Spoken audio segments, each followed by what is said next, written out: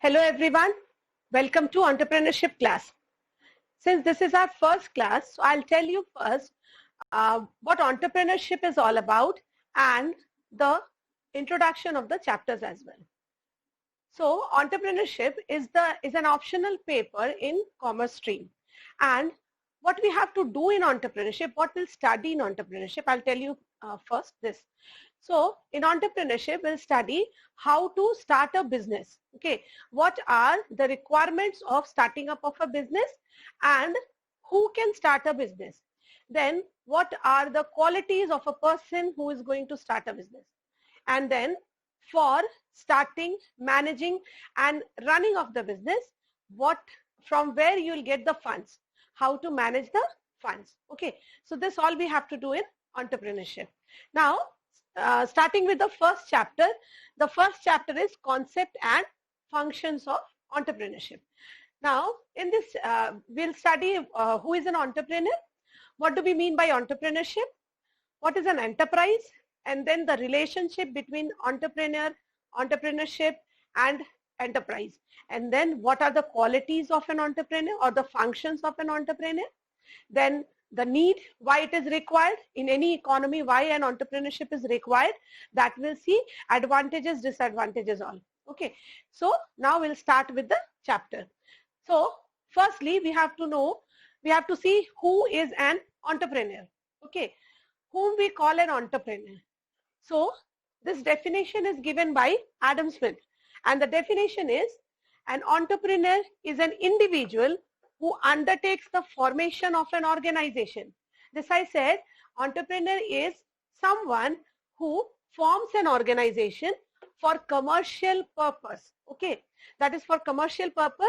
By recognizing the potential demand for goods and services, he is recognizing that there is some demand in the market, demand for some product is there which is not yet satisfied. Okay, there is some demand in the market for some goods and services, and then he acts as an economic agent. He is an agent. Why he is an agent, I'll tell you. He is an agent, he is an economic agent, and then transforms demand into supply. So there is some demand in the market which is not fulfilled yet, and he is forming an organization. Then he is acting as an agent, and then he is transforming that demand into supply. That means he has created an organization, then he is bringing together all the factors of production, and then he is for that created demand, he is supplying the required goods and services. Okay, now why he is an agent? There are three factors of production we have studied, that is land, labor and capital, isn't it? These are the three factors of production we have seen earlier also. What do we need to start a business? Land, labor and capital. But entrepreneur is considered as the fourth important factor of production. He is an entrepreneur who combines all these three factors of production and then produces goods. He is producing goods, manufacturing something which is in demand in the market, and then he's supplying those goods, those products in the market, and he is fulfilling that demand. He is satisfying the needs of the people. Okay, so in simple language, entrepreneur is a person who combines all factors of production, who starts an enterprise.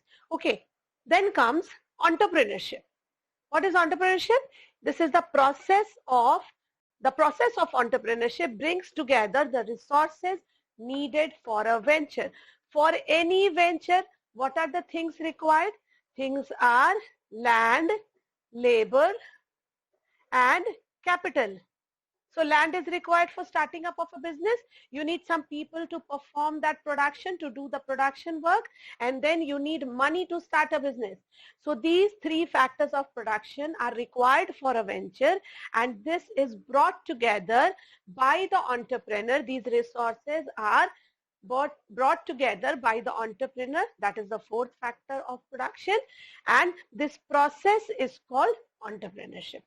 Okay, and what is the outcome? The result of this is enterprise. Okay, enterprise is what? It is the organization or it is the business unit. It is the business unit which is created. So this is the outcome. Okay, this is the outcome of entrepreneurship process. Is it clear now? So an entrepreneur is a person who starts a business, and the process by which he is starting a business, bringing together all factors of production, is enterprise. And then finally what comes into existence? Comes into existence is organization. So this is the outcome of this process. Okay, so this is all about the introduction and the three terms which we are going to use in this chapter. Okay, so I'll show you now the relationship of the three. So the relationship, what I have explained just now, that who is an entrepreneur, what is the entrepreneurship and the enterprise, can be explained through this. So an entrepreneur is a person who is undertaking the risk, who is organizing the resources, and who is fulfilling the demands of the market. So entrepreneur is a person, and this is subject. Okay. Next comes enterprise. What entrepreneur is doing? He is in this process. So entrepreneurship is what? Is the process. It's the action. And so it is verb. And last one is the enterprise. This is the final outcome. Okay.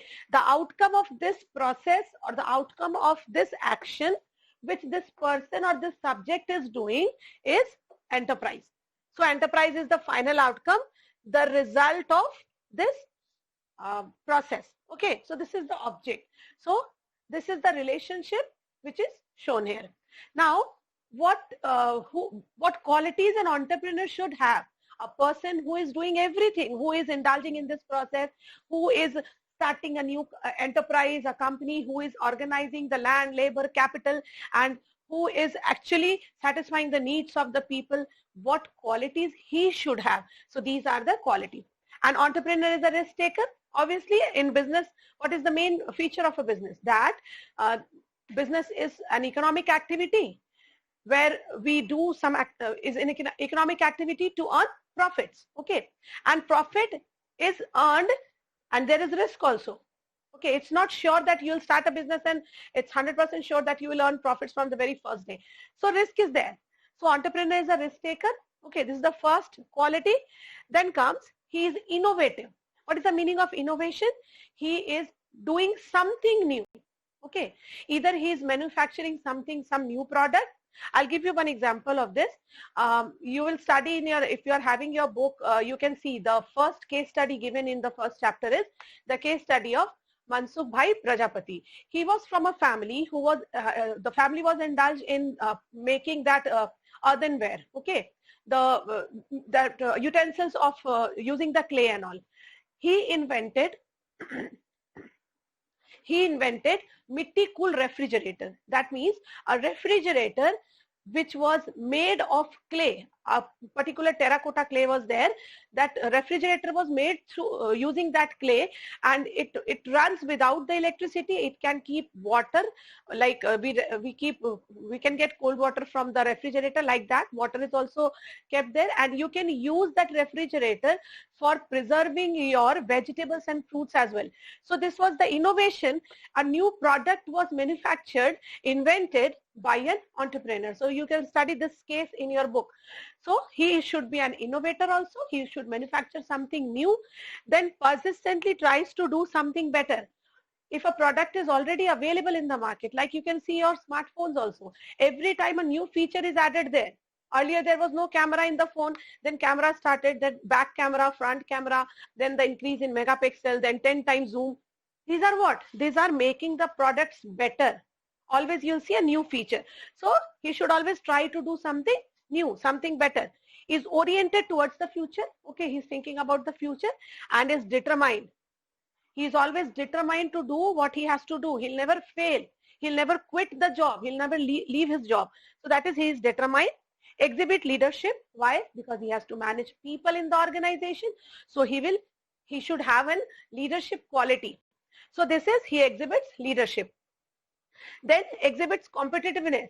There are so many firms, business organizations, already they are in the market. They are producing the goods, they are selling the goods, there's so much competition in the market, so he has to compete with them also. Then comes, he takes responsibility. Okay, now he is responsible for himself also, for the organization, for the product, for the people working there. So he takes responsibility. Then develops an enterprise. This is the main function. This is entrepreneurship process that he is developing it. Doing what? He is developing, he is in the process of making an enterprise.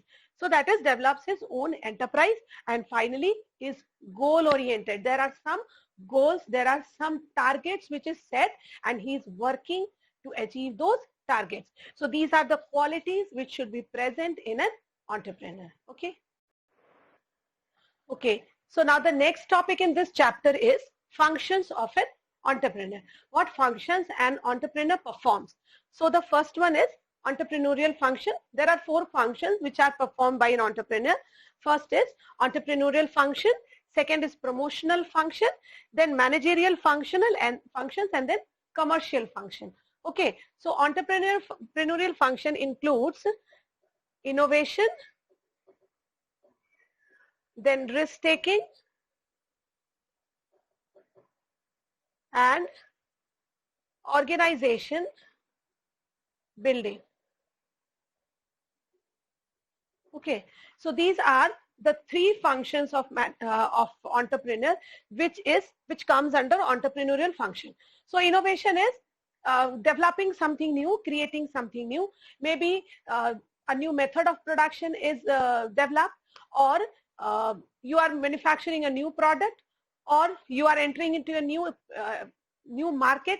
Like suppose you are selling your product only in northern area, now you have entered into the southern area also of your country. So you are entering into a new market, or a new source of raw material you have discovered, or you know that there is a new source of raw material.